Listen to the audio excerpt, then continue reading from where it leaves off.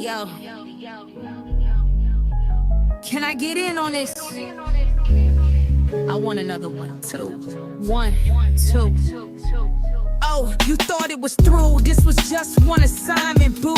Judge checking with God, getting next instructions.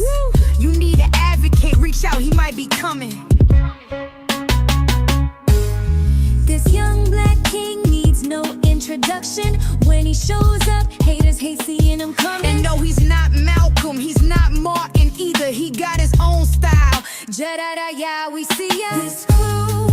This crew, they not looking for the credit. Advocates on the move. This crew, shifting the atmosphere. Advocates on the move. And when he comes through, you know they coming too. Hey yo, INA, where you at? What it do? They got receipts, they got them files.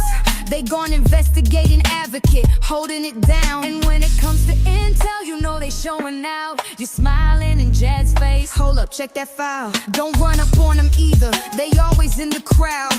INA got his back, you don't know when they around. This crew, they not looking for the credit. Advocates on the move. This crew, shifting the atmosphere. Advocates on the move. And then there's Jed's mother, you know she gon' speak. She praying for the people, prophesying what she see. Jed, God got you covered, he's holding you down. He's showing you his favor, his mercy, his power. So always stay humble, give God your best. Remember you're a man, ain't no S on your chest. You know where help comes from when you're up or you're down. That crew runs deep, keep the real ones around. This crew, they not looking for the credit. Advocates on the move. This crew, shifting the atmosphere. Advocates on the move. Yeah. That crew runs deep, keep the real ones around. Keep the real ones around. Yo, what's up, y'all? How y'all doing? What's going on out there in YouTube land? How are you? I am Jedediah, your host on Investigate, Navigate When Justice Finds No Rest. And I am the proud commander for the culture. And the crowd goes, wow. So I hope you guys are having a good Saturday. I am finally able to sit down because I have been working nonstop for a week or so now. And it's just been so many things going on that's kind of just insane, but pretty good, pretty amazing. I just want to kind of come on here today. My hope right now is to just kind of talk to you guys. And if I don't feel like this is going well, I'm going to just get off. I'm literally just wanting to talk. If you're okay with me talking, then please put a 1 in the chat. And I want to set the expectations for this particular live stream before I even get started. If you're okay with me just conversing and talking about the many things that sit on my desk, please put a 1 in the chat so I can know y'all rocking with it and me.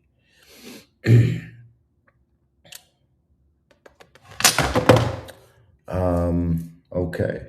As you all do know, I do not have a producer, but we are open to getting one again. And so if you are somebody who knows how to produce shows, build relationships, and kind of sort of would be willing to sort of help me with the flow and the run of this broadcast, then let me know. And then I'm going to be looking for 2 individuals to kind of sort of host the investigate and advocate apparatus. And so I'll be coming on here, but there'll be 2 other individuals that I want to basically be co-hosts with me in a sense. So those are the things that I'm trying to work on. Let's start at my Facebook page. I'm going to be random. Like I said, there's a lot of things that I want to talk about. I just want to talk. It is a Saturday. I'm just kicking it with y'all. The first thing that I want to talk about is to beeline over to Harvey.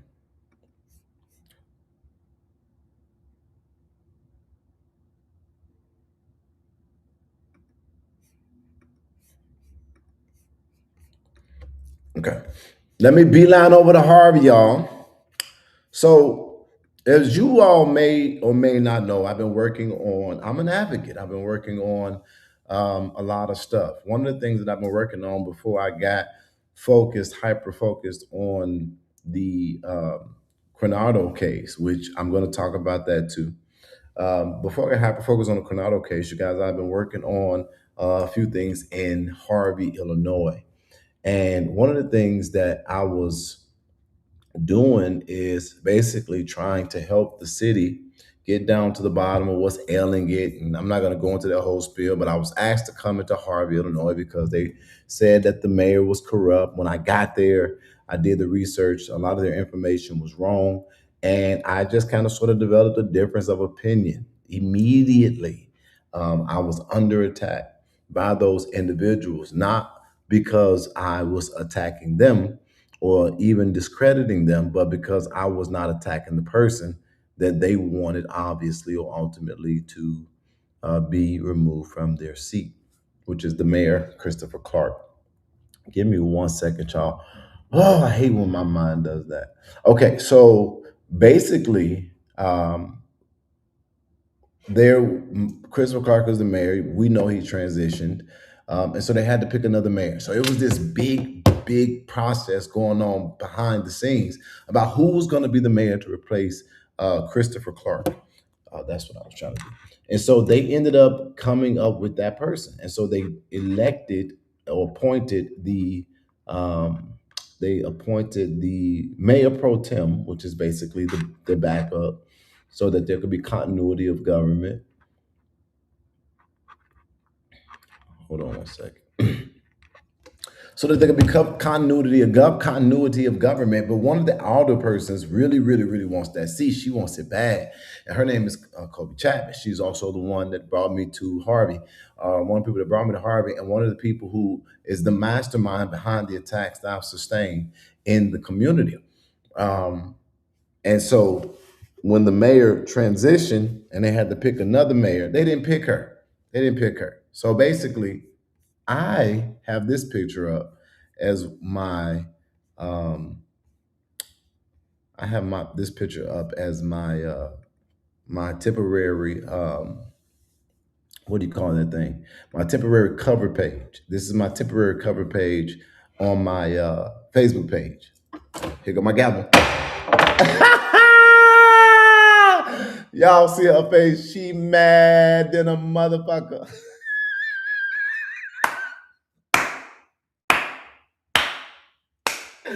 Didn't pick her, so it's kind of a great thing for me, and to know, somewhat place like Harvey, obviously, Shirley Jawinski has been a long older woman in the community for quite some time, but she was picked to become the interim mayor for the for the city of Harvey until they the election comes. So she'll finish the final year of Mayor Christopher J. Clark. Now, why do I keep saying Christopher J. Clark? It's because whenever we would talk and I would say Mr. Christopher Clark, he would say it's Christopher J. Clark. He loved his middle name. So whenever I say his name, I hear his voice say it's Christopher J. Clark. And so I say Christopher Clark. Y'all excuse me. I know I'm online. And I didn't. Gavel, somebody just sent us $20. Holla! See, I'm kicking it today. No real agenda. I'm just talking, kicking the bowls with whoever got time on the Saturday. Somebody sent me $20.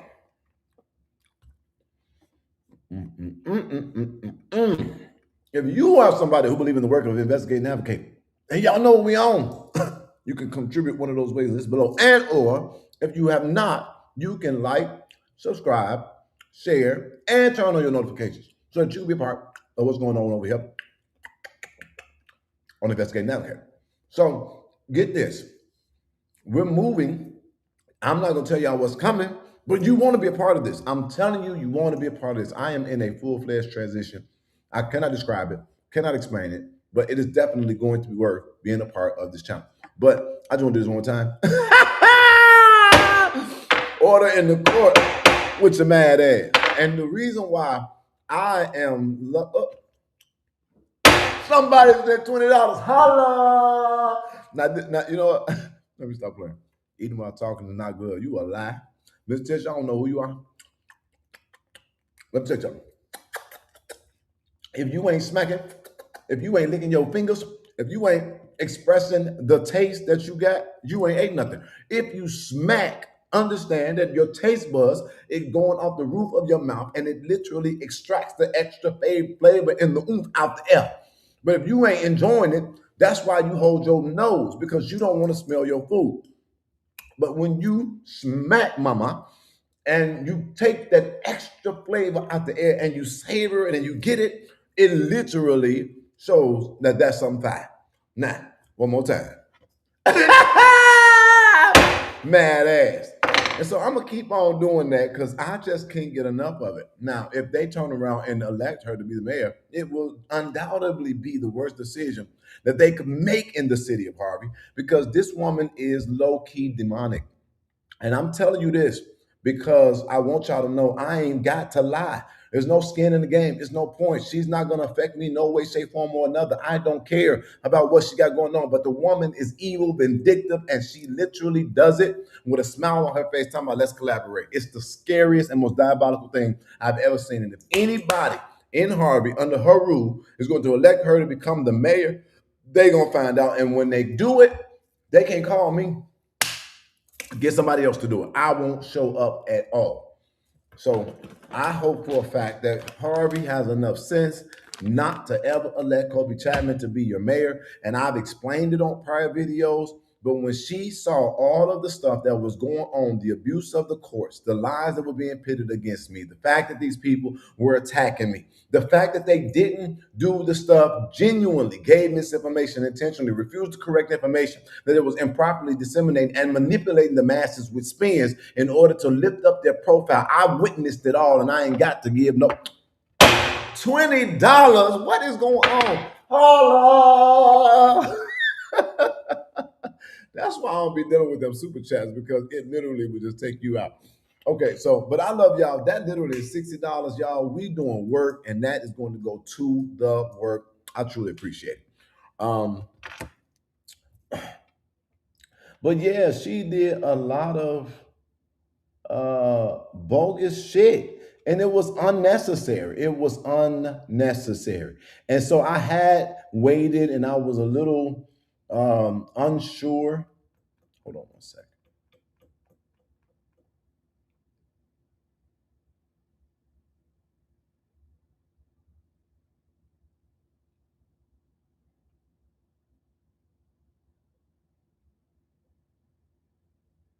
I was a little unsure.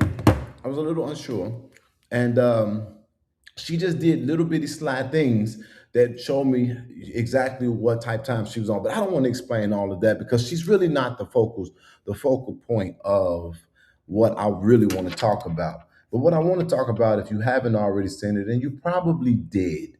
So even through all of that, y'all, I stood focused and I stood true to basically trying help the city of Harvey overcome the issues that it has.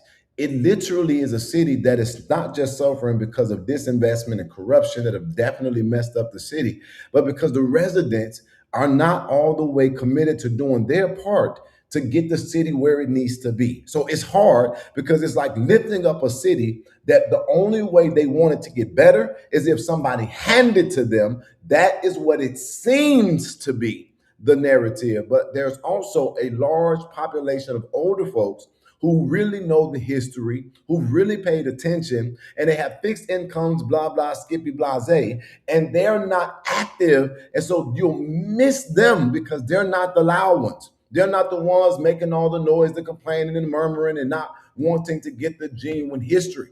And so I've learned this. There are a lot of middle-aged people They so wrapped up in work, either they don't know what's going on or they just believe in what people say based on what's being shown. But the moment that they see the truth or something that has been consistently making a difference, you find out that when you engage people, they simply just don't know.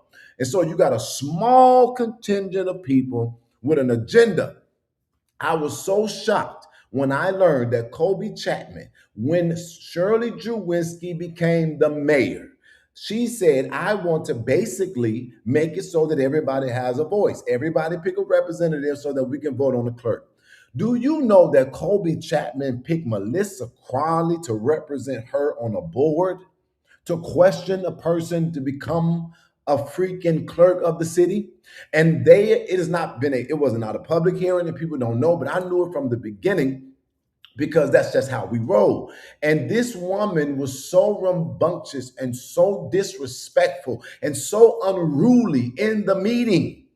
Literally so disrespectful, distasteful, that literally Kobe Chapman once again put her own foot in her vagina because she shows she don't have the kind of attitude, spirit, focus, determination, nor the ability, nor discernment to get the city out of peril. You got a woman literally doing half the stuff that she's doing on the internet, and you talking about putting her, and you're gonna put her, you know what?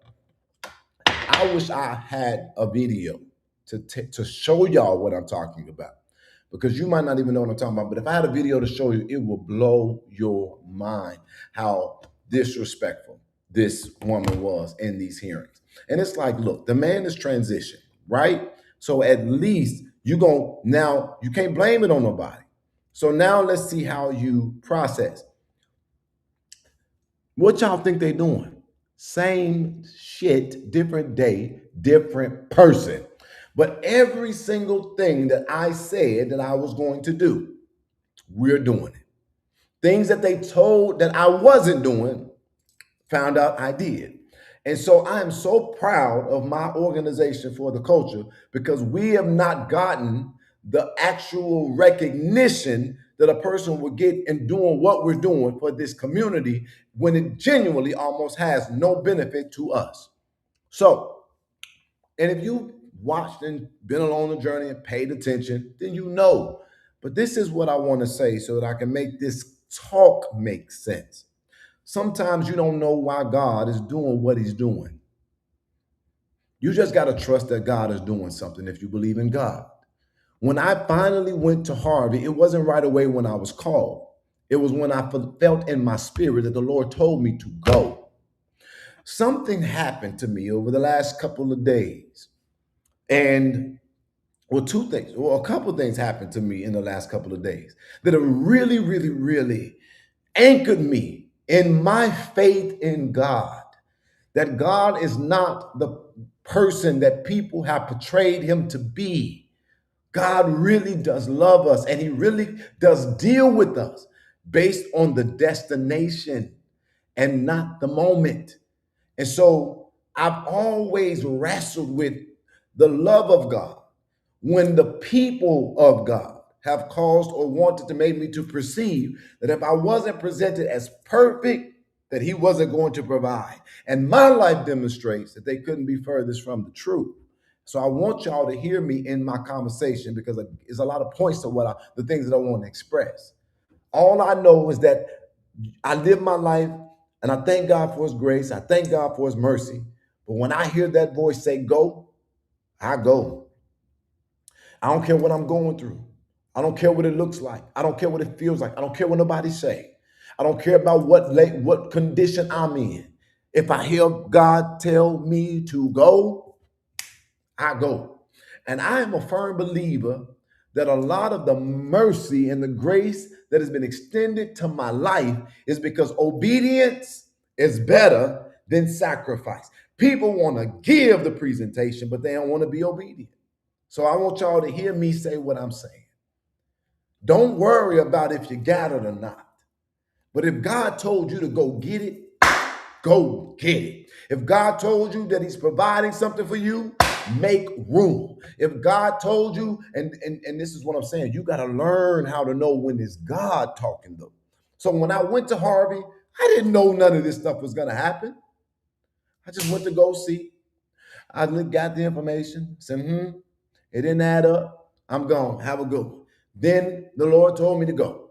I'm here now. Now I came back, and this is weeks or maybe months after the first visit. Now I'm back. What's going on? Where do I land? I end up being supportive of the mayor. I ended up going to board up a house and move and remove and co-squat with people who were squatting.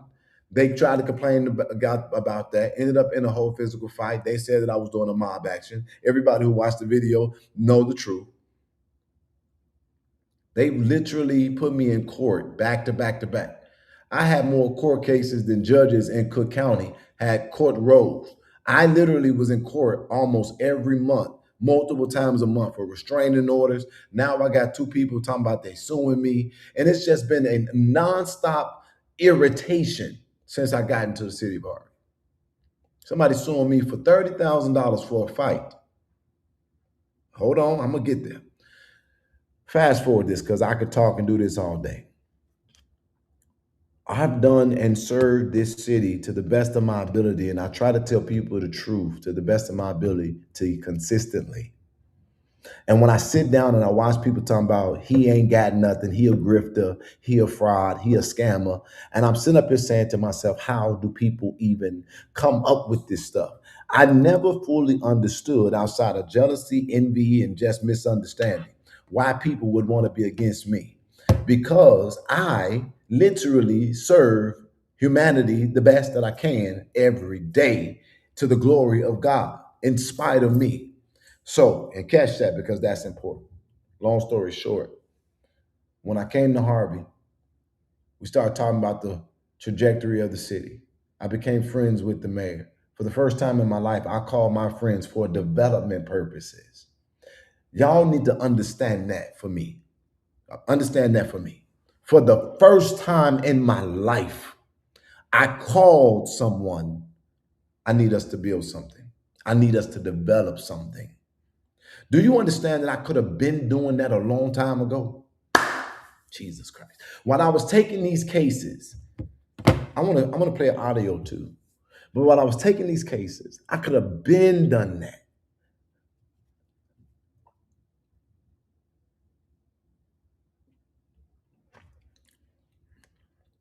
Somebody said, well, you just met John Groff and them in Flint.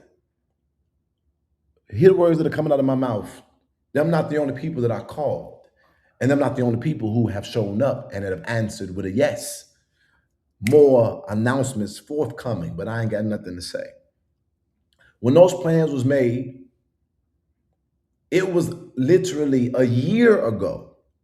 So I watched people talk crap about me for a year while we was already trying to find the resources, the plans, the this, that, and the third for a year to address the financial condition of this city.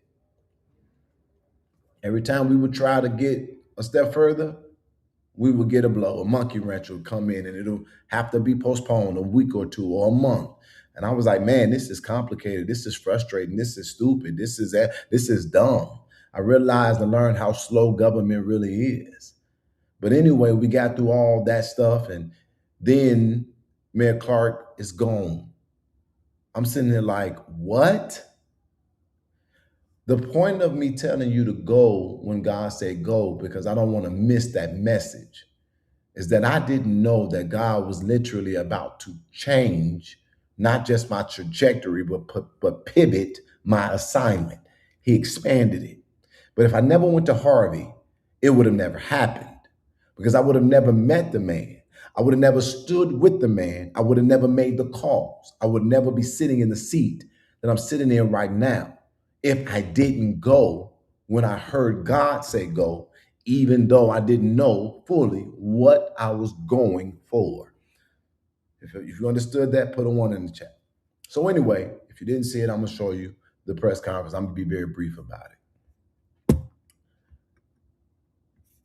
We've done enough. Christmas party, reclaiming property, feeding people, stopping people from getting evictions, going to meetings. We've done a lot. It's things that I do and do not want to talk about. But now here we are. We're getting ready to build 16 homes in this city. Here's the press conference. I'm not gonna play it all. Hello, everybody.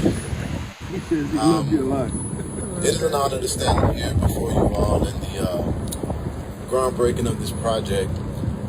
When I came to Harvey, amongst all the rumors that were seemingly loud, I got to know quite a bit of people in this community.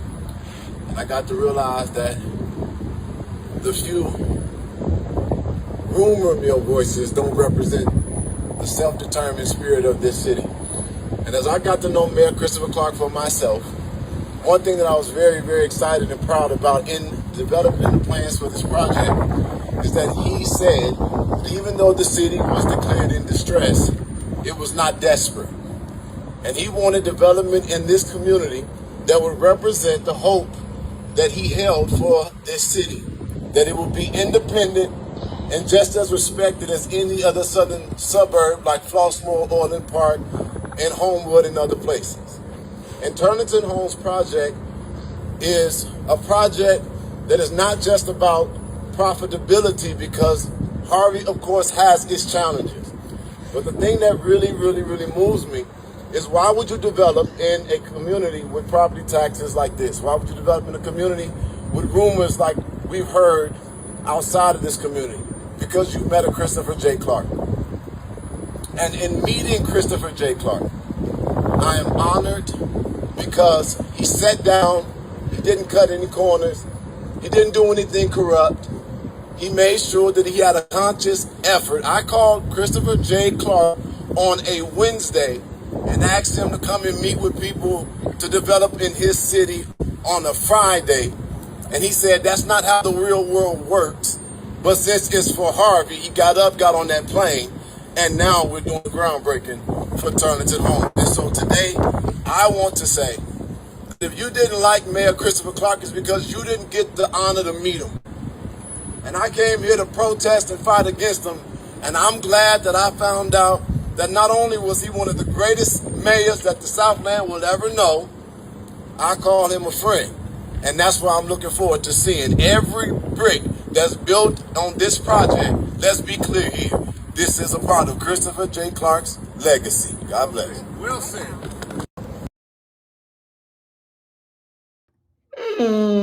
Nice little speech. It was cool. But y'all, this is what I want to say.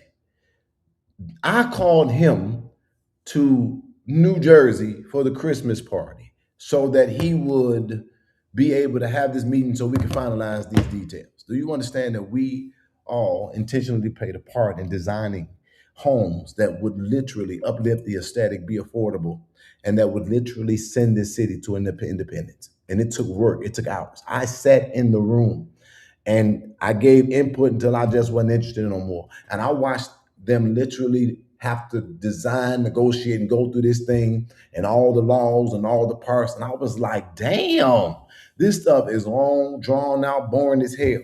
But the thing that's crazy is that while that was going on, all I saw on the internet was people, he out there taking a vacation. And the city is in the snow. I mean, the city it's the Christmas party, and people was like, "Oh, he in New Jersey partying with these people because the city, we need the workers." Like the workers wasn't in the city working like that. If he was at home, he was gonna be out there shoveling the snow. And it literally was something that I watched, and I'm like, do they not, motherfucker? You was in the room trying to figure out how to get this city to recover, and these motherfuckers is complaining. And then on top of that, I was watching them complain about him donating some money to an event that was held by a Black Chamber Association. Oh, he's stealing our money and donating. And that's when it turned for me. People always bitching and murmuring and complaining, and they don't even care to figure out if what they're talking about is true. So it's not a wise thing to just run because somebody say, "Oh, I'm a victim and there's an injustice." One thing that I have consistently learned throughout the years is that you'll go hard in the paint, and then you'll find out most people you will advocate for ain't shit, or they won't even advocate halfway that hard for themselves. Y'all better listen to me when I'm telling you the truth. And so I just was like, this is interesting. And then so he ended up going and taking them home and he dancing. And then they was complaining about that. This motherfucker on here dancing, da da da. His city hall calling, and they like, man, you need to take that down. This is not the time. And Christopher J. Clark is like, man, leave that up. I ain't had no fun like this in a long time. And for me to know that I was able to hang out with the mayor of this city and literally give a opportunity for him to have fun that he wasn't having and that he hadn't had for a long time with a whole host of people who all loved him when they met him is something that gives me so much joy. Even I don't know what the ending of his days are like, but I know that I got it on video and I got memory of him saying, man, thank y'all so much. I just needed this. That's a blessing. That's a blessing to have the thought. But why do I bring this up? Because the next thing that I see, and remember, we just talking today. This is the next thing that I see. Now, mind you, I'm trying to do the best that I can for this community. The community ain't really doing too much to help me help them too tough. Let's just be honest. I got a few people bitching, murmuring, and complaining about everything, trying to make a name for themselves, got a full-fledged agenda. This shit is annoying, stressful. But then I'm sitting up there after the press conference, and we get this.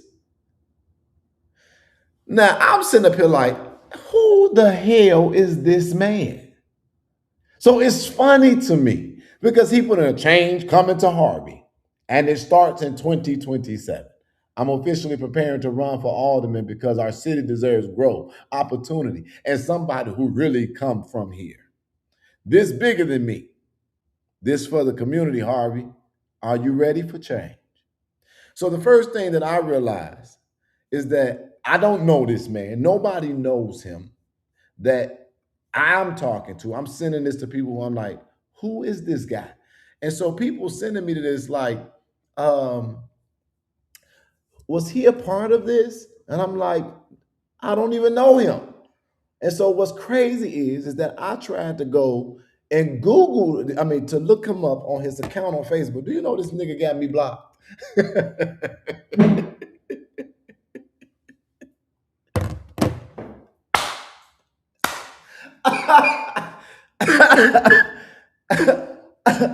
This man has me blocked, okay? And the way that I know that he got me blocked is because we had everybody else that we have go look at the page and they can find it easily. I go look it up, it's nobody, it doesn't pop up. So you literally gonna take your weird ass on at something that I'm doing for your city.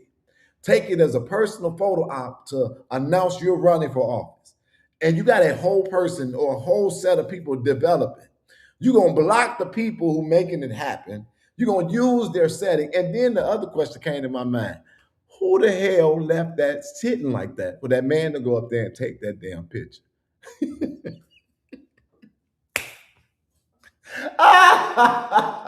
If you go watch the video, we sat there and we talked at least, and it was freezing cold. We sat there and talked at least a good 5-10 minutes after. Police over there, fire department over there, got the mayor over there, you got community members over here, city hall staff over here, residents over here. I'm like, my people out there, it's just the developers out there. I'm just like, when did he have time to do this? But that is our setting that is for the groundbreaking. He wasn't in nothing, but he literally got a whole damn announcement and he didn't block me. So I'm saying, okay, it's so sad because if you gonna run for alderman, you let somebody say something to you to make you take a hostile approach about or against me, that you will block me instead of engaging somebody who is showing an ability to build your city. Yeah, okay. Y'all, we in a bad way. My people, my people, my people. But that ain't where I want to park. I want to read the damn article from the Chicago Tribune. Let's read that together. Because this right here, this just wears me out every time I read it. I only read it twice.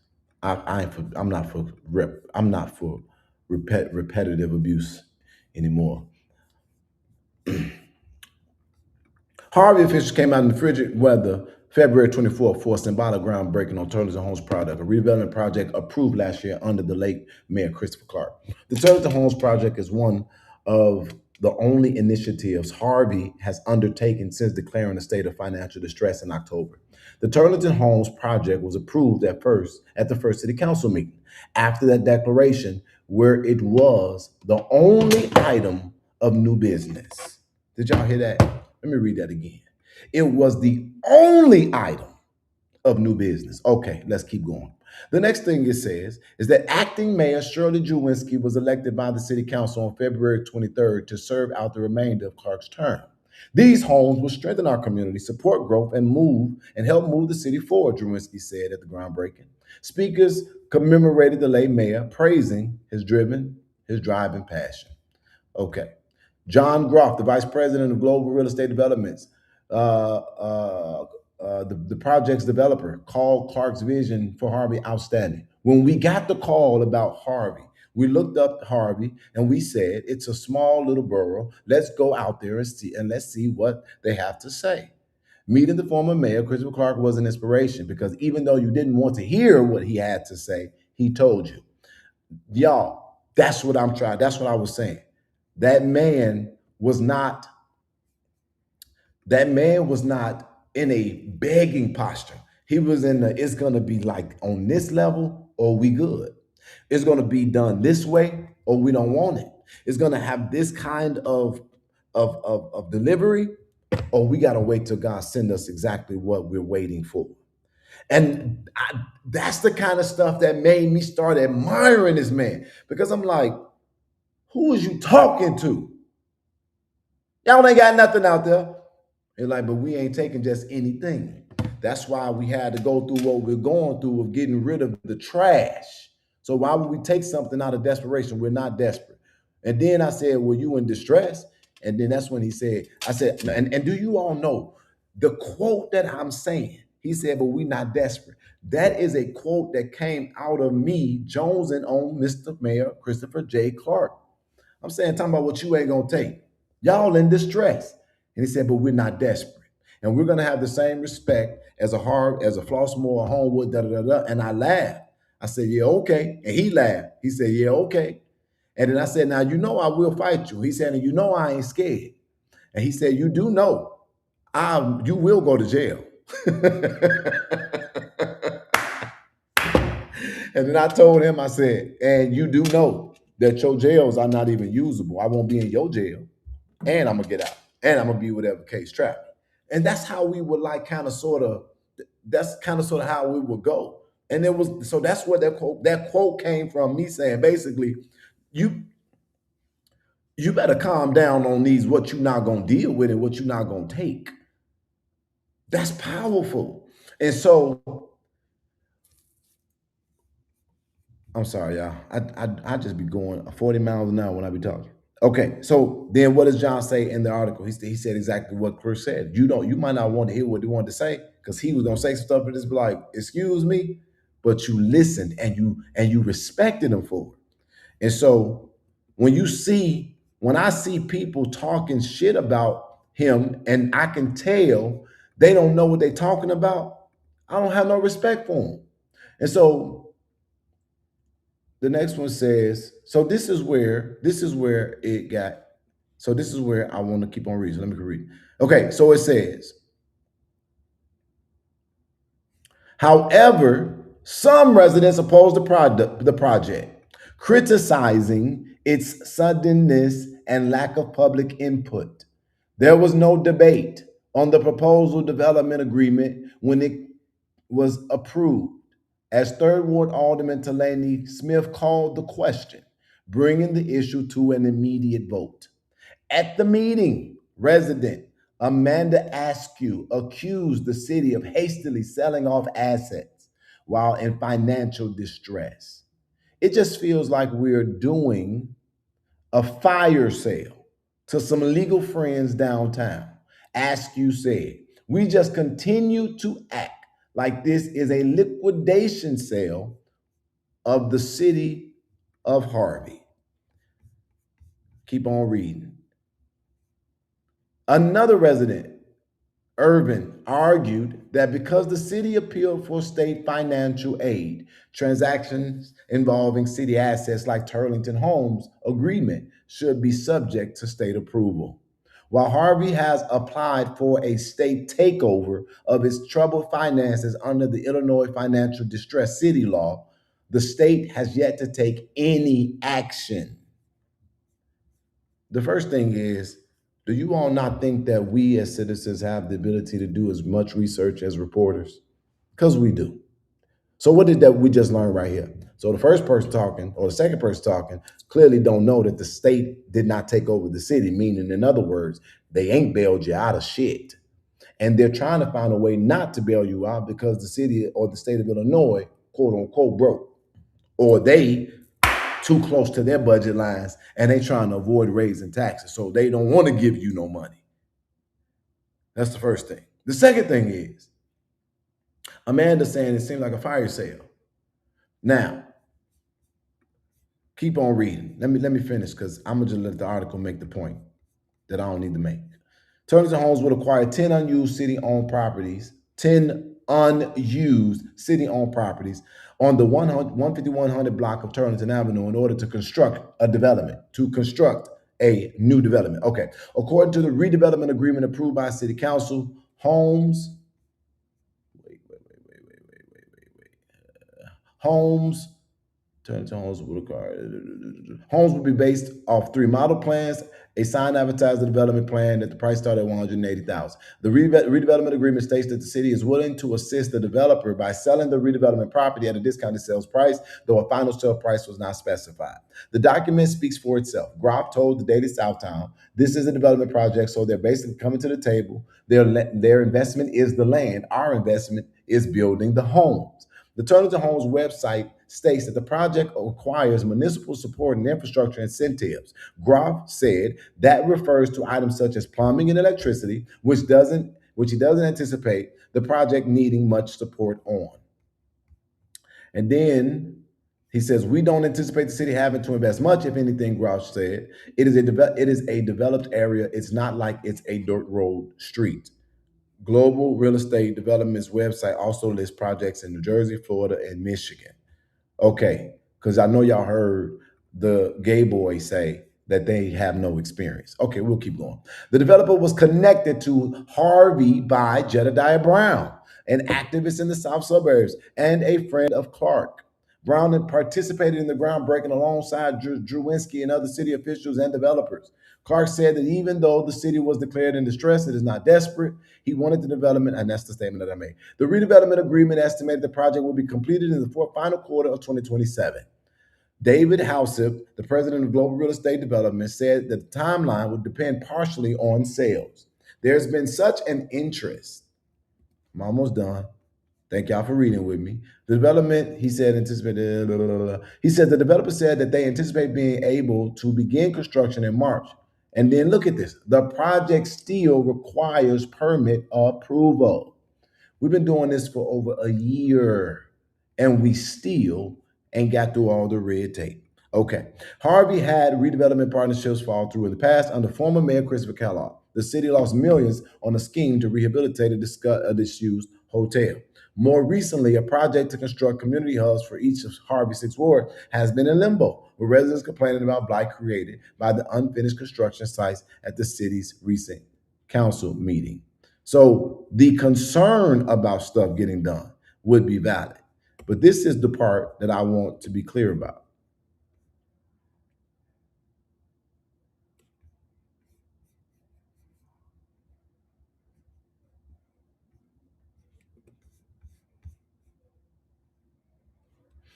Hold on one second. You didn't.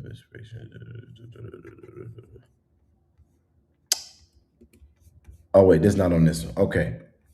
So there is another article.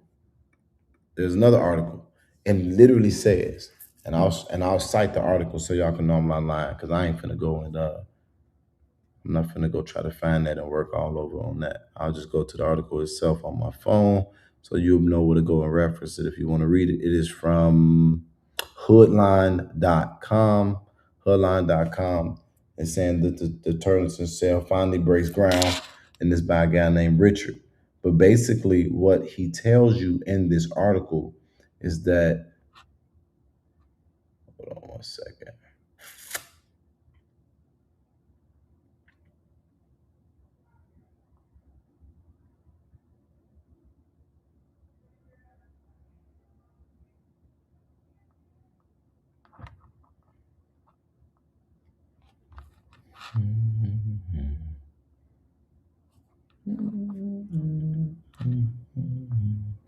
I'm just trying to make sure I can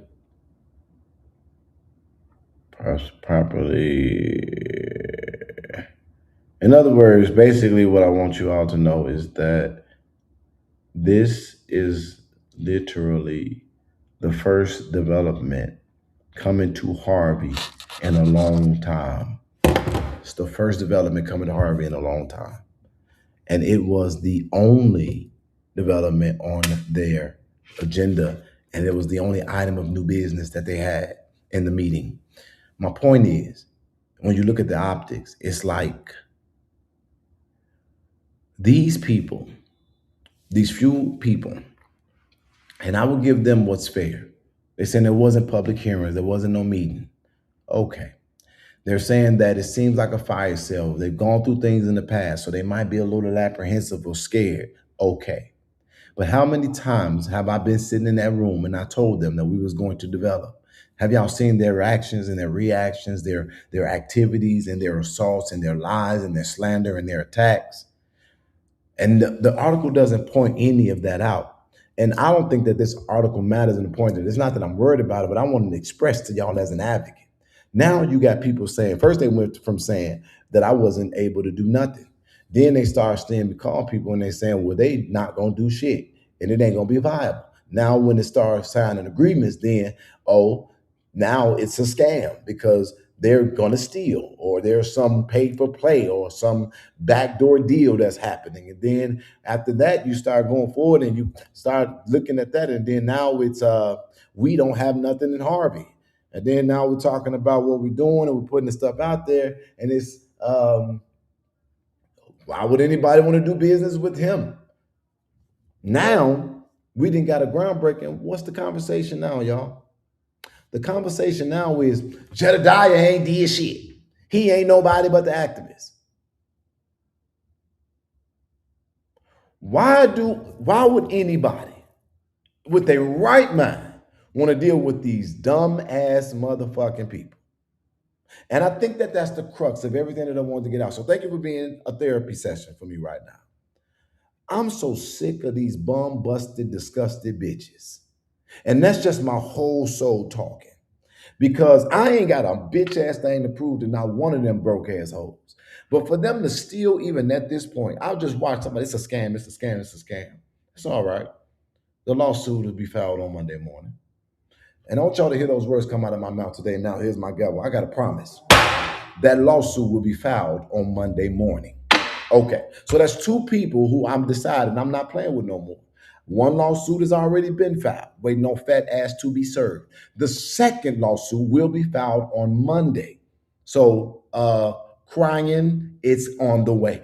And we're going to do a fucking, let me see how I'm going to say this. When you don't have the money to pay for, or to pay the award for the damages that we've been able to calculate, I'm going to take your fucking house and I'm going to rehab that bitch and then I'm going to sell that in a fire sale. That's what I'm going to do. Because I wouldn't want to live in that motherfucker. But let's just be very clear here. I'm going to be very clear that I want every dime for the complete and literal direct defamation of my character because I didn't see no allege. It wasn't satire. It wasn't no I suspect. It was not quantified with any evidence. And you have projected that on the internet. So I want to tell you to tell that judge with that bullshit ass piece of paper for the culture coming for your shit. And on Monday, I will be filing the lawsuit. But I also see they say don't let them see you coming. But you know one thing about me, I want my motherfucking name to be synonymous with fuck around and find out. And I'm gonna tell you I'm coming, and I'm gonna let you know I ain't scared that you know that I'm coming. So let me be very clear about what's getting ready to happen. While you set your bum ass on the internet and asserted that you are a what did you say? You are a realtor. Thank you, because as a realtor, then as a realtor assert that I'm scamming a city and I'm working tooth and fucking nail to help. Thank you for saying you are a realtor, because now that means you're representing somebody. Bitch, we sending a letter to your employer about our intent to sue. As a matter of fact, no, your partner about our intent to sue. So you go ahead and they can thank you, because now all they bitch asses have been engrafted into this legal action. Y'all got to be not understanding what I'm telling y'all. For years, I've just been trying to stay on focus and get stuff done and work on the things that I'm called to and that I care about, mind my business, do my best, deal with the person that's creating the injustice. Don't matter if they don't like me, but people who I genuinely ain't fucking with, ain't thought about, ain't bothering, ain't looking at, ain't got nothing against, don't care about, don't mean shit to me, to keep on fucking with me, eventually I'm gonna stop playing. And when I'm saying playing is because I've extended grace and mercy and I'm done with it. Even to the fat fuck that got the YouTube page.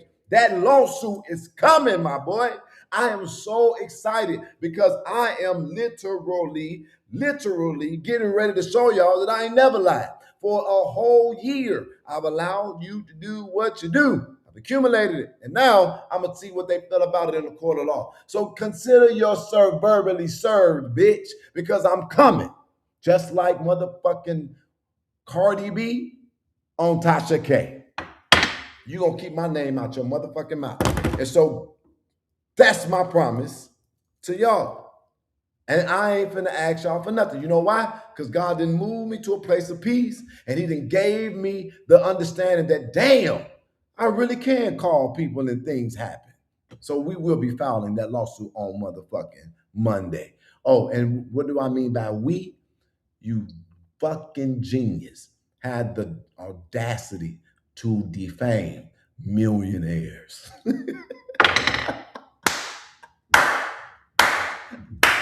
Woo-wee! You better get your legal leg motherfucking coins together, because these lawyers finna drag you to motherfucking Kingdom Timbuktu. So I want to tell every person that have had to deal with the exhausting ass harassment, disrespect, and motherfucking racism cloaked as journalism from this entitled bitch, I want you to know that this one is for you. Monday morning, lawsuit's gonna be filed. Okay. Let me hold off my peanuts. I told you I just want to talk. Let me calm down. I just want to talk. So anyway,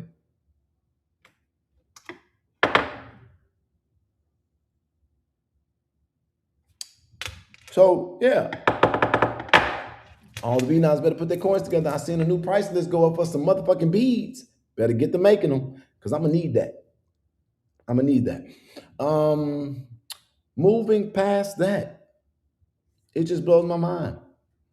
These people talking about we ain't got to have no input. Nobody's coming to Harvey. Nobody wants to be there. We got to change it.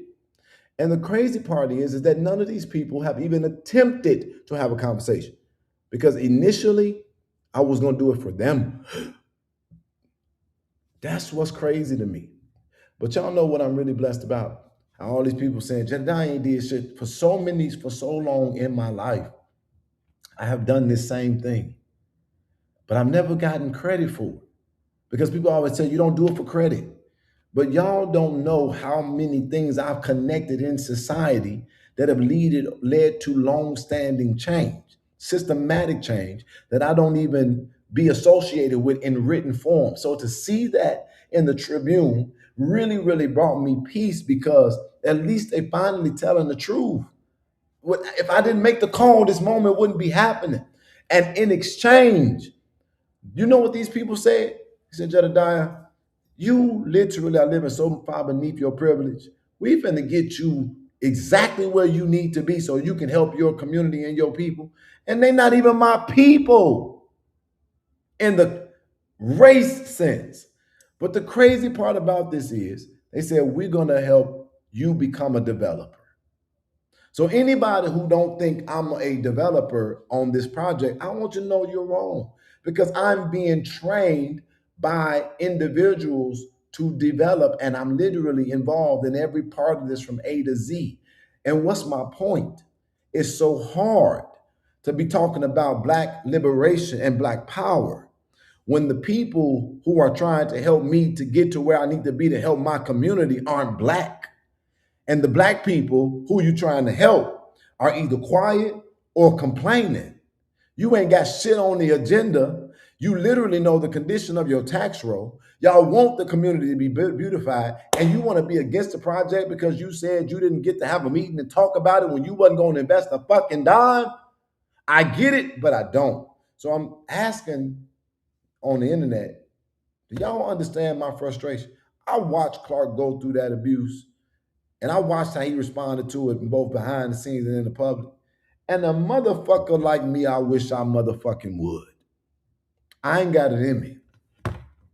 I just ain't got it in me. And so now that I'm looking at public service from this perspective,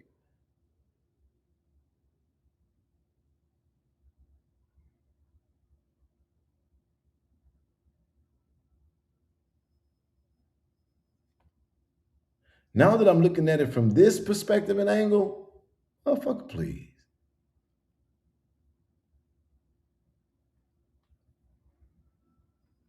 Are y'all with me? Tell me you with me if you with me. If you ain't with me, tell me you ain't with me. But I hope I'm making sense in this conversation that I'm having. Let's move forward. And I'll see if I get some comments, then I'll just go ahead and put them up, because I don't know if my screen is timed out or not, but it does that sometimes. Do y'all understand what I'm saying? I'm perplexed as a man, as an advocate, as a brother. And I also say to the people of the city of Harvey, time is winding down for me to be wasting my time with people who, if you won't change, let's make it happen. Let's build it, let's create it, let's do it together. But if not, I got other shit to do. And I'll tell you it again, don't worry about you. You know, y'all see these little tags at the bottom where I'm saying support. It's because, man, I'm doing everything that I could possibly do to make a difference. But God ain't never forsook me as it relates to resources, because I ain't never told him no when I knew it was him talking. God provides. So either we're going to build this city, or I got to get the hell out the way, because I got stuff to do and I got places to go. People want to see me. And I'm just going to be clear about it. Moving forward, y'all, as far as this case with Crenardo, we were able to get $1,000 that came from the general public. I've not spent that money because I'm trying to figure out how do I be the most effective with this case with Junior. As of right now, I can tell you that Mr. McNutt went back home after that weekend. He went back home. He's so comfortable. Let me tell you how I know he's comfortable. Because Mr. McNutt went in his house and he left his garage open. He ain't thinking about you, me, or nobody else. He got all the comfort that he needs. Did y'all hear what I said? When I tell y'all I monitor stuff, I got a monitor on stuff, I'm not bullshitting you. I know more stuff than people think I know. He ain't worried. He chilling. When we got back home, he was in there, the garage was left open.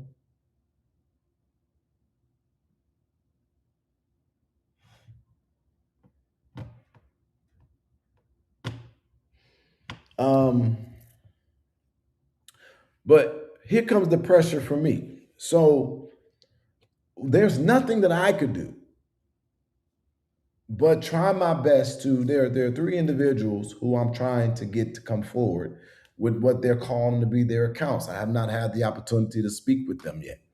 They don't want to speak for whatever reason. I'm not going to force them, but it just keeps us in a holding pattern. As it relates to the group, I tested the group in a way that I ain't confident in the group that I was establishing for Junior.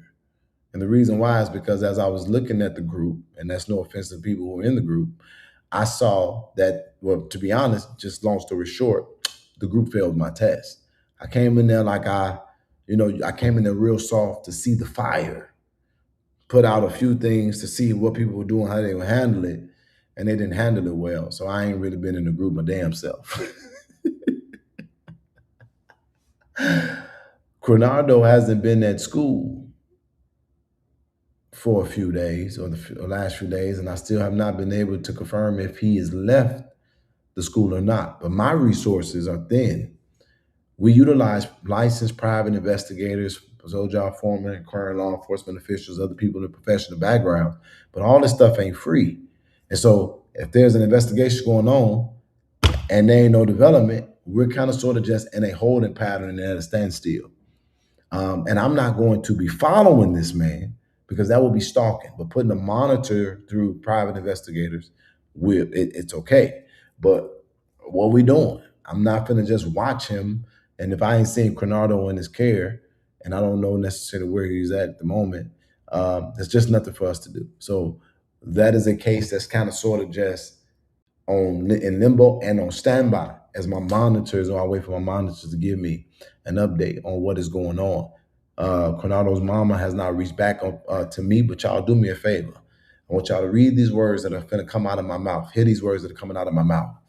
What Donald Trump did to Iran is they backed off when Iran told them that our finger is on the trigger. In other words, if you strike us, all hell gonna break loose. Donald Trump got up there the next day after making incendiary comments that he was going to strike. He said, ain't nobody striking. Nobody doing that. They backed off. Everybody kind of calmed down and went back to normal. Iran went back to doing their bullshit with its own citizens internally. And everybody was like, okay, we see that it might be happening, but ain't nothing going on in Iran out there stroking its dick, thinking they got big dick energy. Then we all wake up this morning, and he done blew shit to smithereens. I don't know if it's true, but they are alleging that the supreme leader is gone of Iran. I'm not suggesting war, physical violence, or taking anyone's life. But right now, we ain't doing nothing. It's nothing to do. It's holding pattern.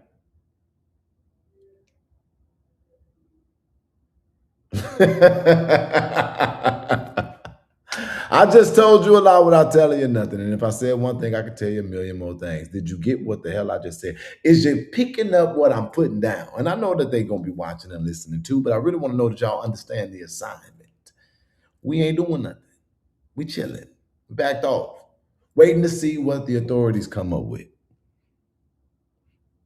Come on now. Anybody with me? Did you get it?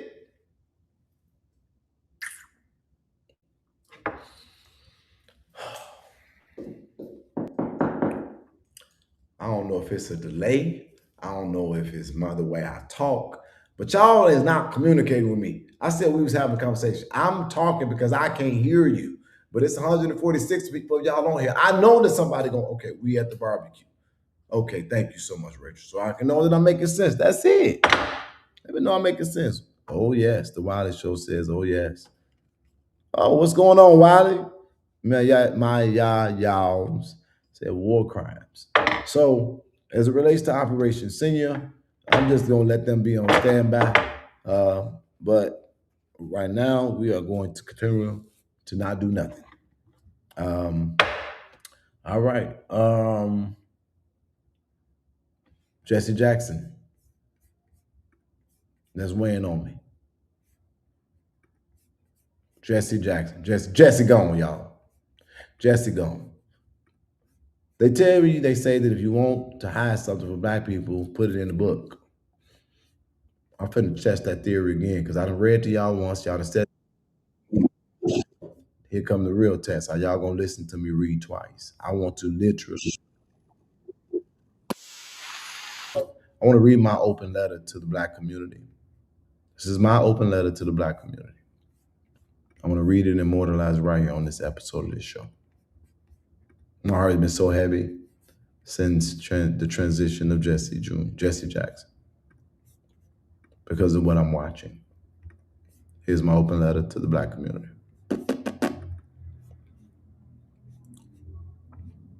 Please share this with somebody Black and open letter to the Black community. On this final day of Black History Month, as we reflect and honor the life and legacy of Jesse Jackson Sr., I feel compelled to speak with clarity and strength. We are living in a moment we will never get again. We are witnessing the closing of a chapter connected directly to the modern civil rights movement. Reverend Jackson was not simply a name in headlines. He was on the front lines with Dr. Martin Luther King Jr. He founded Operation Push and later the Rainbow Coalition. He ran for president of the United States not once, but twice, building one of the largest multiracial political coalitions this country has ever seen. He helped expand voter registration. He pushed corporate America to open doors to Black executives and contractors. He negotiated the release of Americans held abroad. He stood in places where it was not safe to stand and said what was not popular to say. History will record those facts. But I am not sure we fully captured the weight of what it took to accomplish them. Instead, I have watched, and as a younger advocate, a level of disdain and disrespect come from within our own community that tells me we do not fully understand how firmly we stand on his shoulders. We critique the fruit while forgetting the roots. We debate the man while benefiting from the movement. We inherited access we did not negotiate. We inherited doors we did not have to kick open. We inherited platforms built without hashtags, without viral moments, and without monetization. For nearly 20 years, I fought in my own way. And what I understand now more clearly than ever is this: advocacy is a thankless assignment. It will drain you in real time and may distort you in history if truth is not preserved, if the fight is not documented, if the people you fight for never pay attention to the fight being waged on their behalf. There was a generation of leaders who organized without social media. We endured surveillance and threats without instant defense, who were slandered without the ability to immediately correct a record, who maintained discipline when cameras were not rolling, who understood that dignity was a part of the strategy. That era required an uncommon endurance. But let us also be honest. This generation of advocates does not accept abuse, especially not from the very people we are trying to protect from abuse. We are more vocal, we are more visible, we are less willing to silently absorb disrespect while doing the work. The expectation that leaders must be endlessly attacked from both enemies and allies and still smile may be fading. If we are going to produce giants, we must learn how to collectively protect them while they are building. As we honor Jesse Jackson Sr., we must also ask ourselves a serious question. Are we capable of recognizing greatness in real time? Because if we cannot learn to honor, document, and truthfully assess our leaders while they are living, then not just after memorial services and documentaries, then we will continue losing the best of us to revisionist memory and internal erosion. Black History Month is not about reflection. It is about responsibility. If we do not learn how to collectively care, struggle, organize, and overcome together with discipline, respect, and accountability, then we will not just be saying goodbye to an era. We will be saying goodbye to the conditions that produced giants. This is our moment. Let us be worthy of the shoulders we stand on. And then I put up some of my memorable moments with this man. And I remember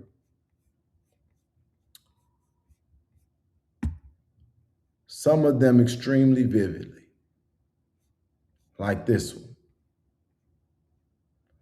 I don't need to repeat it on this live stream because I lived there and I remember what he said. But I definitely offer my condolences again to the Jackson family. But this is what I will say. I'm sitting in my bed and I'm saying, God, I just want to be obedient to you. But my heart is so heavy because if that man did half of what he did and I haven't done a fourth, and I'm looking at our community talk about him the way they're talking about.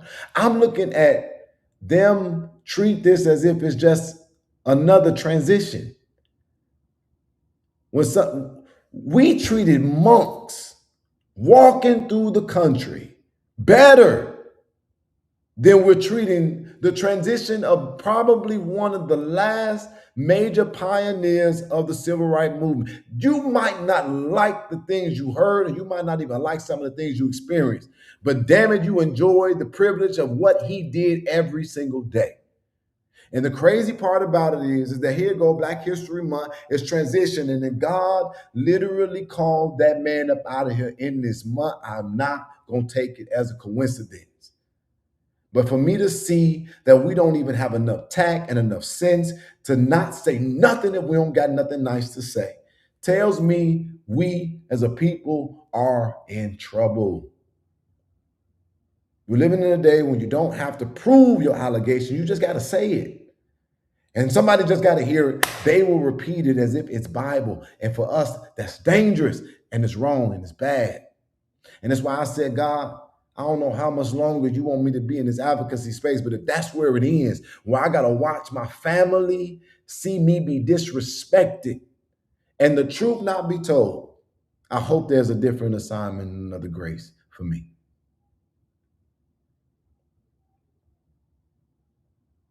This man ran for president of the United States of America twice with color on his skin.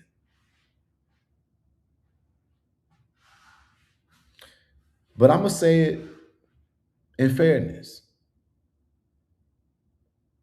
I did it before. I was there.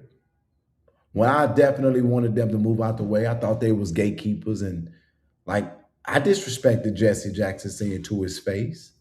But every single picture that I got after that is because I got a history lesson. And I will never diminish his shine. Because I also know that to diminish his shine, I diminish the shine of all of us. Just like these fools in Harvey. If they really wanted better, they would be trying to figure out how to stop fighting me and try to figure out how to collaborate in order for us to get their city where they're going to benefit to where it needs to be. For some of them, that's not an option. Fuck them either way. But it didn't start that way. So I wanted to make sure that I expressed this stuff. We're not getting this moment again. And I'm sorry.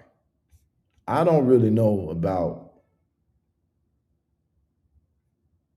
Al Sharpton contributions. That don't mean he ain't made them. I'm just saying I don't know about it.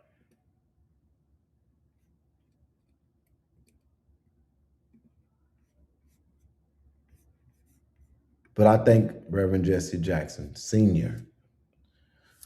for always giving me access. And I thank Reverend Jesse Jackson Sr. for telling me that he marched with Dr. King. And you may not believe this, and I'm not being disrespectful. No, I'm not even going to say that. I'm not going to say it. No, I am going to say it because I'm going to just be real with it. You know, people are saying Jesse when it took Martin Luther King's blood and smeared it on it and said, I'm the next leader. But I'm not on that. I'm not on that. Rumor or not, I'm not on that. I'm telling you that Jesse Jackson Sr. said to me that I marched alongside Martin Luther King. And what I seen in him, you carry. That was a civil rights icon that marched with one of the most respected men of color in our country. And for him to tell me that I carry the same thing that he saw him carry, I don't need nobody to believe it because that's in me. I got that. I'm going to hold on to that forever. And he probably said that to every Black activist in Chicago. I don't know. But I take that for myself. And I'm going to say, in concluding, if we don't shape up, we're going to be in a bad way. Because this stuff that we're giving our time, energy, and effort and investment into is going to betray us. We need to build up our culture. I hope y'all with me. If you understand and you're with me expressing that, once again, I'm gonna ask you put a one in the chat. Sorry, y'all, if this ain't the most entertaining live. I just got stuff to say. I got stuff to get off my chest. I'm almost done. Got a few more things. Won't be much longer. People from across this country are coming together. Right now, we're expecting 200 people. Might be as many as 300 people.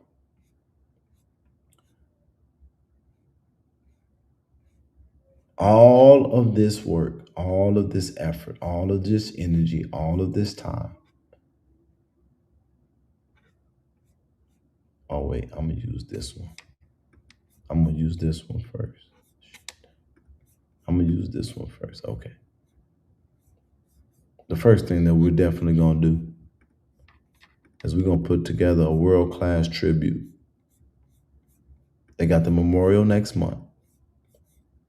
I'm doing a tribute of his life, legacy, and his work in September. This event is costing us at minimum $25,000. In other words, this ain't finna be no rinky-dink production. This gonna be the biggest and the greatest one that I've ever done. And now I've done events in Dalton, and we did a Christmas party in Harvey. And if you've been to one, then you already know how we come. And there will be surprises, and there will be blessings, and there will be things that I promise you gonna wish that you was a part of. Let me find this flyer because I can't find this flyer. This is crazy. Where is this flyer?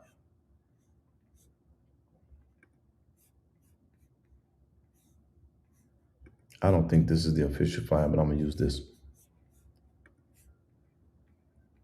For the Culture is the name of our organization that I'm building across the country.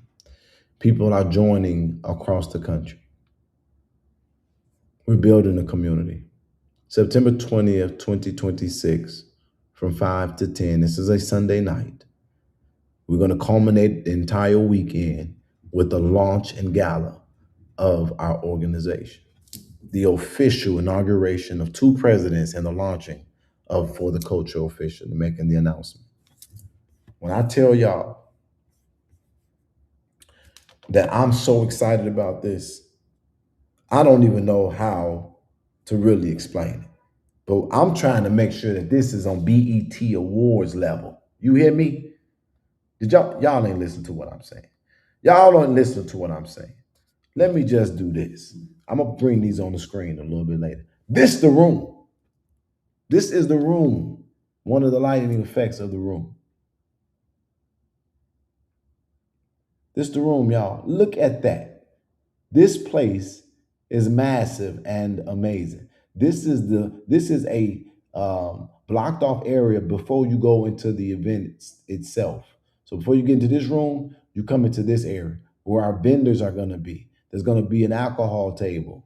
We're going to have a buffet lined up along the wall. There's going to be tables. There's going to be a stage. These big old projection screens is going to be coming down with messages on them. And I'm not going to tell y'all who the entertainment is because we still working on parts of that. But I'm going to do a world-class tribute from my good friend, Mayor Christopher Clark. We're going to launch For the Culture. I'm going to inaugurate 2 presidents. We're going to formalize all of our policies and things before the people who are there. There's going to be surprises. There's going to be giveaways. There's going to be dancing, alcohol, food will be served. There's going to be some amazing production, just amazing production. I'm talking about top tier. I want niggas rehearsing every other day. Like, it's going to be out of this world amazing. $25,000 is being spent on this event. And so this is going to be taking place on September 20th, 2026. The ticket is $100. It will definitely be worth it. And if you are somebody who wants to be a vendor, you got to pay a $200 fee. And if you know how I do vendors, you want to be a part of that. And so the ticket sales is literally going to accumulate about $20,000, I believe, with 200 people. I mean, with 200 people. But that's still the event is 20. I mean, not wait, Jesus Christ. Yeah, so we're gonna, but the 20, the other five that is in the 25,000, that's the minimum. That is stuff that is going to be coming from contributions from people that are like getting tables for vendor space, people who are contributing and donating from like advertisement, people who are Jesus Christ. Da, da, da, da, da. My mind is running the blank right quick. There's a lot of things to it, but that's minimum. But then I'm saying 25,000 as a minimum because we're gonna have to add another pot because of the production that may be taking place. Oh no, not that may, that will be taking place. The staging and all of that stuff, the staffing, the security, da da da da da. It's gonna be a whole thing. You want to be a part of it. That's gonna be my point. You want to be there and you want to come to Chicago. But I've been working so hard before y'all, and I want to meet every single person available. I want to meet every person available. But on top of that, like I said, it's only about 200 people that our tickets are sold. And on the first day of launching this, if I'm not mistaken, 60 tickets have already been purchased. 60. So we are in February, and already 60 tickets have been sold. And then I haven't been advertising this since then. This is going to be the hottest ticket in the southern suburbs as it relates to an event, and people are going to want to be a part of it. So I'm telling you now, take this serious, and we will allow people who want to make payment plans or arrangements to get that ticket, that $10 tickets. I mean, this $100 ticket purchase. Um, um,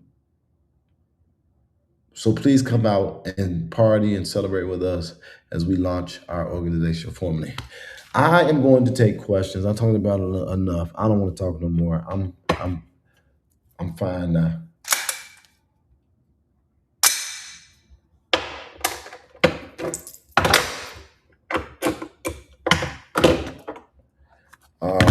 I'm fine now. I just wanted to get that out. I wanted to express myself. I just want to talk to y'all. We're going to start opening the phone lines again. We're going to start giving away prizes and doing things on this broadcast, on this station. Stick around. We have cracked 23,000 subscribers, and we are actively on our way to 25,000 subscribers. That means that, y'all, we will be literally at a fourth of 100,000, where it will match the amount of subscribers I have on Facebook, and that will be a major milestone for Investigate and Advocate. I'll take 5 questions, and then I'm off.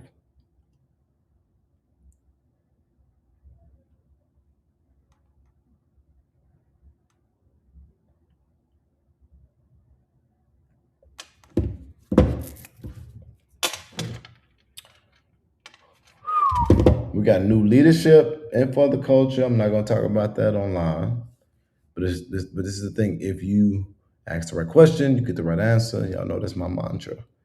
What up? What y'all got to say? What's on your mind? That's true. That's a fact.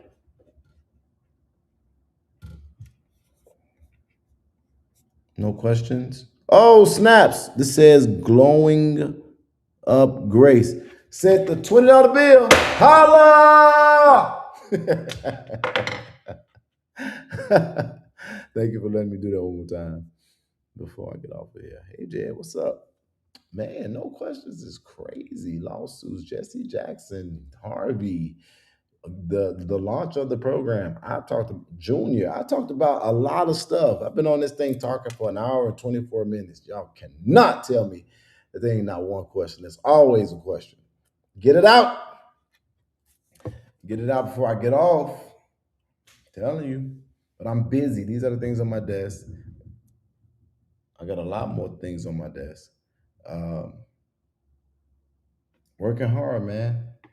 Working hard. I cash out. Somebody said they cash out. Well, you know me. I'm going to be as transparent as I possibly can. Somebody did cash out. $30. Diane, holla! Ka-ching! That's when the coins fall. Thank you. I love you. I love you for that. Thank you for the support. Open the phone line. I'm not doing that. I'm finna get off here. When is the celebration and how do we purchase a ticket?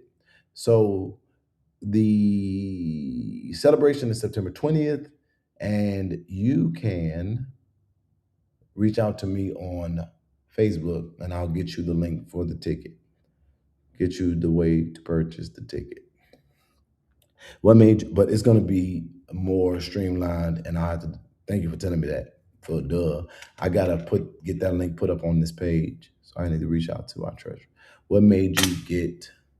What made you get the? This is your question. It's not a complete question, so I won't. Um, I won't. Oh, what made you get the gavel?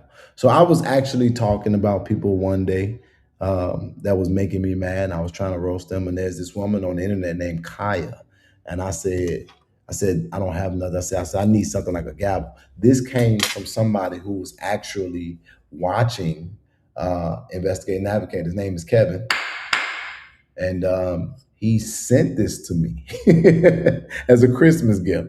So I guess he enjoyed the Kaya moment that I was having. So in honor of her, I keep the gavel, but it also really does work. It helps, as especially when y'all saw how them people was arguing over there from the Coronado case.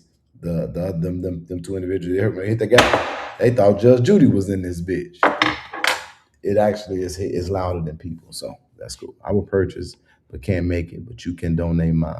Oh, okay. I'm gonna take that because we do have. Okay, that'll give me the ability to allow somebody to attend.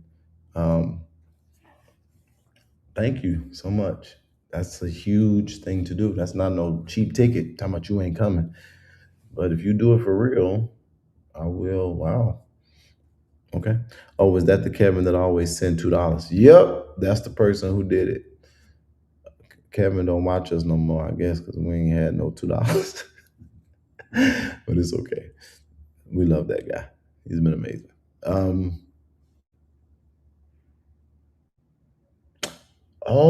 Personal news. So I've been able to talk to this young lady. We made a deal. Wait, I'll take more. Let me get the last questions. I got two more questions. Are you going to the public city council meeting in Florida? No, no plans on doing that. Public city council meeting in Florida. Is that for you talking about for the McNutt situation? I don't know why I would go to city council for that. I just don't know why I would. I'm on a cruise. I can cash app you. Not you watching me on a cruise. Would you get on that boat and have fun? Don't worry about what's going on over here. Cruise life is a good life. Get off this internet. Okay. So I got one last question, then I'm gonna tell y'all about something in my personal life.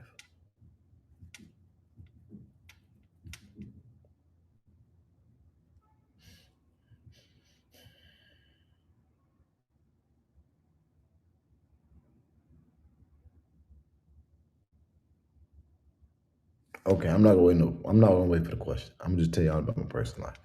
I'm a transparent man. I love how people try to judge me. They can kiss my ass. I don't care. We know that. But I got a young lady, and we are negotiating to be co-parents. The signs of the times. This is a different world. I do identify bisexual, but I'm not like a practicing one. I do it for many reasons. One is to educate, and I like to also see people squirm when I say it. But I also believe that there's an entire part of this world that don't believe that they're worth the love of everybody else because they're always beat down. So I want them to see somebody say the opposite from a place of experience.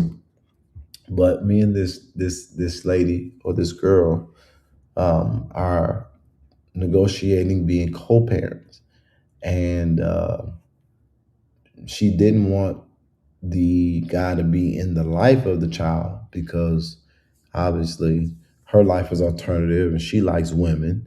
But she said, you're different, and we're making an agreement for me to have a child with her October of this year. And that is something that I'm very excited about because I had lost my desire to have children after Travis transitioned because I had helped raised him. And I raised him as if he was my own son, only for me to experience the worst pain that I've ever experienced in my life as far as a kid is concerned. And it really took out my desire. And now I'm like, I'm finna be 40 in August. And it doesn't look like I'm going to be slowing down anytime soon with this calling that I believe that God gave me. So I'm probably not doing this perfectly as it relates to God's will, but doing what I'm doing it in hope that it works out. But yeah, so I may end up be expecting a child after the month of October. October, November, December, January, February, March, April, May, June, July. That means that I would have a baby around July, August, which that's a good time because I'm a Leo. August 10th is my birthday. And so me and this girl are talking about having this kid. She's single right now. And we're trying to come up with the particulars. What, Jay, you cheating on me? Who? We're talking about the particulars of having a kid, and this is quite interesting. I think this is more interesting than trying to negotiate buying a house. But it's like, do our values align? How are we gonna pay for this? Um, but yeah, y'all, yeah, exactly. Pray for me. Pray for me. I love the name, man. The business that pays you, and then she said praying. But yeah, y'all, I think that that would be amazing. Like, I want to experience the love of a child that's my own child. Travis loved me for sure, but I'm technically his cousin. But I'm excited about that. So then I put that on the internet. This is why this is interesting. The amount of lesbian couples who are offering me the opportunity to play Nick Cannon is absolutely amazing. But I can't afford that. Can't afford that. But man, this internet is trippy. I had a couple just reach out to me a couple days ago. They both fine. I was like, y'all both want a baby? But I'm gonna just try to see if me and this young lady can keep this on the right track. Um, and I went from having 5 prospects to having 1 to now that I got the 1, the floodgates and open back up. It's so weird out here, but I'm gonna just try to play this cool. Um, but I said all that to say, you all definitely pray for me. But maybe one day soon, maybe in a year, we will be having a baby shower or something. I don't know, but that'll be so cool. And I'm like, man, so I'm about to be 40. I need to do this now because 10 years, I'm going to be 50. I don't want to be no old daddy. If I'm 50 and my child is only 9, 10, 11 years old, then nah, nah. So let's go ahead and do it this year. All right. So, um, and then people keep asking me, do I want a boy or a girl? I don't see. So y'all, this is okay. So I'm gonna say this part. This is the real part here that I want to say. Just talking about my personal life now. We talked about all the bees, and now I'm just talking and kicking above balls and chatting it up with y'all. So the part that we haven't officially decided on is if we're doing it through a tube or if I'm a freak on her. I don't want no tube baby. It just don't feel right to me.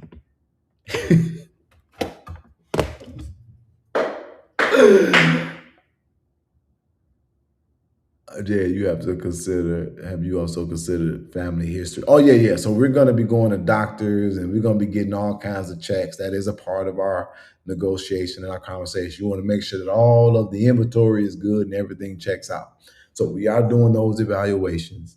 Somebody said you need somebody to take care of you. Exactly. I am not trying to be spending my whole life fighting for other people that end up being abused in some nursing home. Not happening. And so. Yeah, yeah, we're gonna do all those checks, but I'm gonna see when we get to this last part of this conversation about how we're gonna have this kid. Because I don't think that I'm going to agree. I'm not going to jack off. You put my baby in no syringe, you put him in no egg. They coming out the daddy into the mama. That's the story that was explained to us as kids. All this other shit going on is crazy. To be fair, you can expel and immediately turkey base in the mama. Just saying. The actual act isn't necessary. There is no. Mm-mm. Nope. Nope. So that's gonna be one of the things that I'm just like, I hope that this goes well because I'm freaking my babies in. I'm not. If we didn't get tested and we know everything checks out and we have agreed to co-parent and we know that everybody is safe, why are we doing it? Why is we doing syringes and shit? Why? Everything is good. No, then you don't mean I gotta keep freaking on you, but at the same time, you never know. Maybe our kid will end up with parents that actually like each other. I don't know. Twins would be crazy.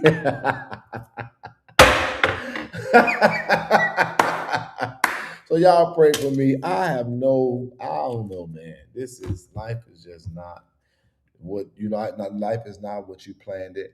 And then it's now saying something that some people will consider to be immoral. I'm going to say something spiritual.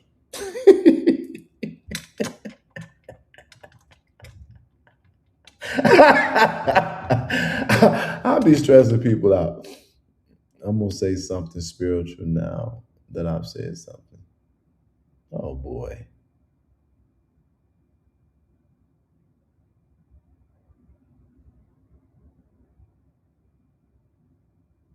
Why would this fat motherfucker come up on my algorithm? I'm not happy about that. This fat ass motherfucker came up on my algorithm. Why is he on my algorithm? Talking about the biggest lawsuit ever. He dancing. Not clicking it, not interested. I'm gonna be able to feed my family again. We finna eat. Stupid ass.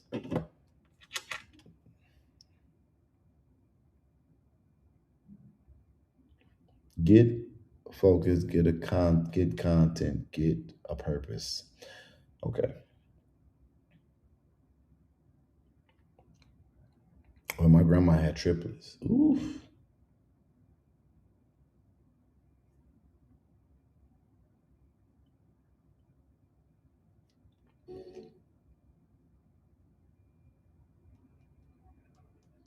I want to say this to y'all. All right, y'all, put a 5 in there if y'all gonna listen to my sermonette. I just want to know. I just need about one other person because I'm gonna get it on this video and I'm gonna leave it here because I never know where this video is going to go. Okay? I don't know where this video is going to go. Maybe you could take a snippet of this and I want you to give it to somebody. So many people are or have been turned off by the church. They've been turned off by religion itself. And a lot of people have claimed about being heard or seeing things that are going on in the church world that have been the basis to which why they don't want to go. And that has been my life source, has been my anchor. And the thing that I love is that I was literally just sitting and I was pondering as I do sometimes. And God gave me something so profound that I want to say to you guys on this channel. And that is that God said, love your neighbor as you love yourself. Love your neighbor as you love yourself. Anybody that have ultimately thanked God, they thank God because they felt that God loved them better, bigger, and wider than people. If you've ever done any research, then you know that the type of love that we demonstrate and talk about that God gives is agape love, love without condition. The reason why we are to love our neighbor as we love ourselves is because you want to give them the treatment that you would expect to have. $5, holla, thank you so much, but I want to be focused. I really appreciate you. No, holla, but I need to be focused on this because I really, really hope that people will look beyond me and see that I'm genuinely trying to tell you something that can change the course of your life as it is mine. And so one of the things that God blessed me with is the reason why you have to treat your neighbor as yourself is because that is what you're going to, that's going to cause you to give them or extend to them grace, to give them mercy, or to treat them the way you would want to be treated if you were in this position. It's not about what you did. It's about the fact that it is wrong or right, and you want to be treated this way with that wrong or right. And that's how I love how God in the Bible put it to where it says that there is no sin greater than the other. Everything is either right or wrong. And no matter what's going on, your wrong might be a different wrong. Treat people who've done wrong the way you want to be treated as a person that will also do wrong. Got it? And then mind your business. Take the beam out of your eye before you try to take the mote out of someone else's eye. Be the proof that they can be loved beyond their fault. And so this is one of the things that really, really, really blessed me as I was pondering with God. And I'm just going over that and cycling it, and I'm looking at it, and this is what God gave me to say. And this is what I believe He gave me to say. Love your neighbor as you love yourself. In other words, God too. Love God like you love yourself. See, when it's literally what you believe and it becomes a part of who you are, it is not selective of who gets that treatment because it is across the board. And all these people who are mad at God because of what people have done or because of what you've expected God to do or what you feel God didn't do or because of what you went through in your life, that's the message to you today. Love God as you love yourself. Today, consider God to be your neighbor. In other words, stop using everything that you're going through in your physical life to be the excuse of why you want to get away from things that will get you closer to God. God, I love you, even though I might not have everything that I want to have. But when I can't give everything that the people who are connected to me want to have, do I want them to not love me? Do I want them to turn on me? Do I want them to not trust me? But I want them to know that if I had it, I'd do it for them in the instance, in a moment of a twinkling of an eye. So that's the same kind of love that I'm going to give God. God, I might not have everything that I want. I might not even feel like I got everything that I need. But if I could not provide, I would want the people who I love to know that I would. And because of that, I'm going to believe that you are a provider and can still provide. And I'm going to give you the love and the patience that it'll happen. And if it doesn't happen, I still love you because I want to be loved regardless of what I can and cannot produce. Does that make sense? Or provide? When God gave that to me in my shower, pondering my life, He said, Jedediah, love me in the same way. Love God. Love others as you love yourself. I'm not God. Sheesh. 180,000 is the base of the houses in Harvey. But we're being tricked. We're being tricked. Because people are letting us down in the name of God.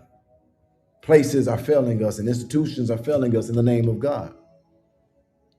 But I love God enough that I don't want to make Him ultimately an enemy because people who carry things that He might have said might not have the proper context. So I'm not going to sit here and turn my mind and my ears and my heart to God because people told me that He won't do. Jesus Christ. That's good. That's good. And I thank God for it. And so if I had to make an appeal and all the stuff that I said, y'all, I might be frustrated. I might be tired.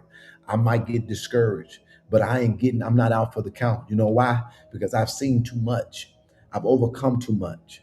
I've withstood too much. Giving up is never an option. It's not even something that I'll consider as a real thought because I've been to the bottom and I know what it looks like to get right back up and then get on top. There is no way for the enemy to suggest to me that quitting is my route because guess what? Every time I lost, I recovered. And when I recovered, it was greater than what I lost. When you get it, you get it.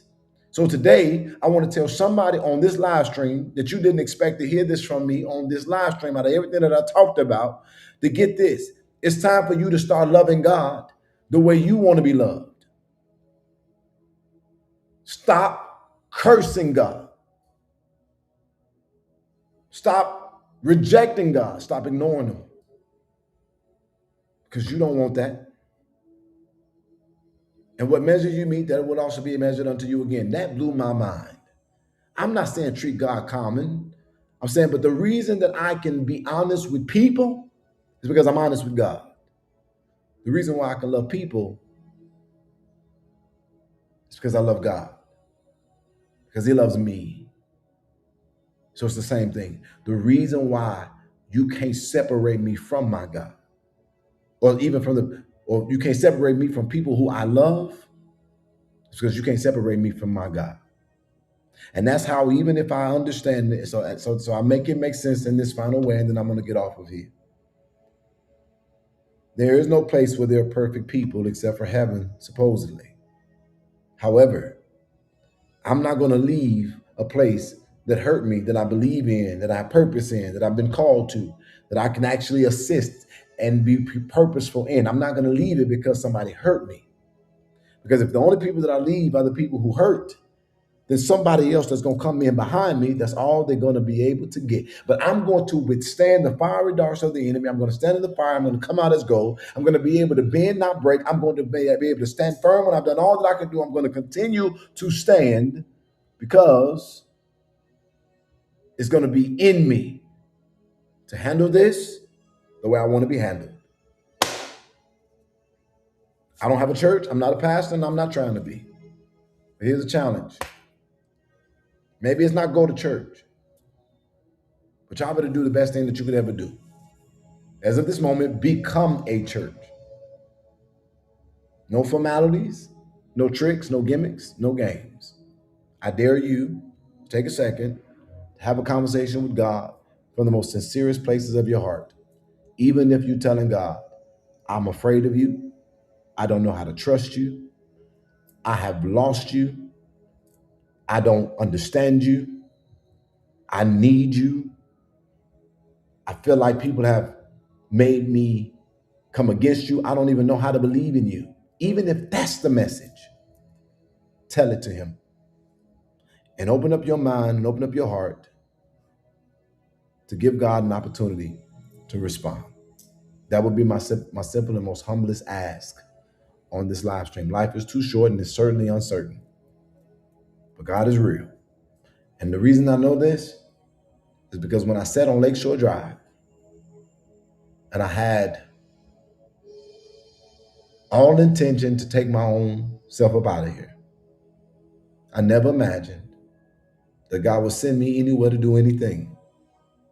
And for me to make a phone call, and houses are not being built in a place that was considered desolate and undesirable.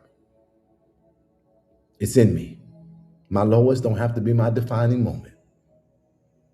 And that sure as hell don't have to be my whole story. And if it had not been for the Lord who was on my side, I don't know where I would be. Because there was two things that I got promised. So when people are jealous of me, I laugh because they don't even understand. Number one, they told me that I was going to recover and that I was going to be placed on a national stage. But I'd already done that. It already failed. There's no way. And the second thing, they said that because you suffered so much and had to grow up so fast, God was going to give you the ability to travel unrestricted. And it's going to give you the ability to live the fullness of your life. If God called me home tomorrow, I've completed every bucket list that I've had. And I'm telling you as a testimony, if I woke up tomorrow and I wanted to go to California and Los Angeles, I could get there. And it ain't no buddy pass that I got to worry about. It ain't no flight privilege. It's because God kept His promise. It means that I got the resources, the access, the credit cards. I got everything that I needed. If I woke up, if I decided right now, if it was a flight available, and I wanted to go from this end of the earth to the other, I can do it. How? Because when I was sitting there, not knowing what would ever come of my life after the biggest embarrassment and the lowest, a prophet who knew nothing about me came and told me that this is what God is going to do. And I'm sitting up here like, you out of your mind. There is no way. Me? Is you crazy? Did you see what just happened? It's over with. I'm done. I called my mama 2 days ago. I said, Mama, God kept His promise. And why did I say that to her? Because these people are answering my calls. And they think probably that they're answering my calls because they like me. I don't think so. I think they're answering my calls because God promised me. And for that, I will always believe in him. When I can't trace him, I'm going to trust him. When I don't understand, I'm going to keep on being obedient. And when it don't feel like it, I've come to discover that feelings are not where you decide. Faith is. I hope I said something that added value to your life. Somebody asked me, are you going to continue to do the food giveaways in Harvey? I'm going to put it to you like this. I am waiting on instruction concerning Harvey. And I am watching to see what Harvey wants to do itself. I will not do anything that is bigger than the assignment God gave me. And I will not stay anywhere where I will not be honored or able to do. And I will not sow with people who don't want to till their own land. So I hope that gives you the answer. Harvey has needs, but Harvey isn't desperate. So if Harvey World stays where it's at, it's because Harvey World decided it wants to stay there. But if Harvey World wants to go where I'm praying it does, I'm committed to this. Isn't that what KS said? I'm committed to this. Again, I hope I said something that added value to your life. Thank you all for spending a literal 2 hours with me today. I said so much. I hope you hear my heart. I hope you praying for me. I hope that if you are somebody who wants to make a difference in this nation, that you will become a part of my For the Culture family, that you'll reach out to me in my inbox. And more than anything, I truly pray that you will be with me as I do. I just can't tell y'all what's happening, but I'm gonna tell you something. Please be with me. Give me one chance. I've always asked that with things. With this, give me a chance. This ticket is going to be worth every penny. You want to be there when we announce to the world we're here. And once we announce, taking off. Get, give, love, live. In my For the Culture voice, reclaim your crown.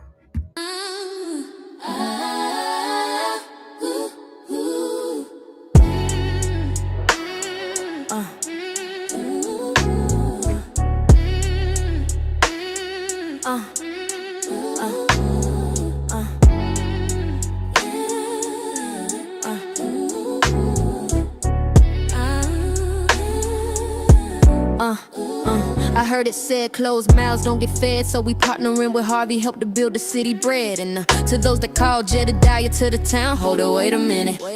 Pause, stand down. Why you mad? Cause we double checking all your allegations. You say you telling truths, we just following the traces. Y'all people mad, Jed ain't seen in clock corruption. Jed ain't moving like a pawn, he's a king, he fights injustice. A lie can't stand when the truth comes to face it. That's why them liars keep on losing court cases.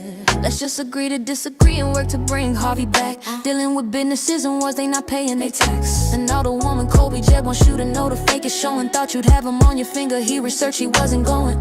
Want you calling all the strays, who's the leader of your pack? Work on getting business in your ward to pay their fair tax. They making money up in Harvey, but short Harvey on them racks. It's not racks, they owe Harvey some millions of very money that could help demolish unsafe buildings. This verse was long, run the chorus, we'll be back and we ain't about to leave. Harvey, you can run and tell that we here till whole bills up on every block. Activating people rising and don't stop. Restoration for the hearts that never quit. Vision ain't luck, it's a plan with a crew that's built for this. Empowerment's what we want for the people. You see we care, we ain't backing down from evil. And Harvey, we won't quit. Jed and I and for the coaches.